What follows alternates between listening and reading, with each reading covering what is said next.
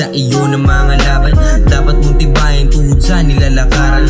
Huwag madali, lahat yan maaabutan. Kalmahan mo lang dyan, di kanya pababayaan. Takasan mo ang mga enerhiyang negatibo. Dapat diretso ang tingin doon sa pagbabago ng kabuhayan. Kahit minsan ikaw ay di halo, tumuloy ka lang sa laban kahit ilang beses kang matalo.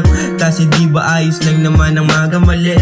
Tao ka lang din, pwede mo pa yun ituwid. Ang importante sa sarili, ikaw ay magbuwi. Pero dapat na hindi ka dyan nagmamadali. Kasi nga makakarating ka rin naman sa kung saan gusto mo mapuntahan. Kahit doon pa yan sa karangyaan ng buhay, basta lagi mong gagalingan dyan. Sa kung asan ka man ngayon, ilusan mo, di yung puro hilata lang dun. Dapat kahit pasanin man ay nakakahon. Laban lang dahil pag hindi dyan kanyan mababaon. Diyan ka lang mababaon. Pero kamusta na ba talaga ang iyong lagay? Naway makaya mo lahat at ibuhusan taglay. Muna lakas para sa nilalakaran mong tulay. Kasi nandyan naman ang Diyos na ating gabay. To'y abiso sa mga taong pinanghihinaan ng loob. Huwag susuko kahit maulan pa man at kahit lang saklob. Huwag matakot sa dumadagundong na kulog. Gisingin mo ang diwa mong matagal na natulog. Tumuloy ka lang sa laban hanggang yung kalaban tumaob.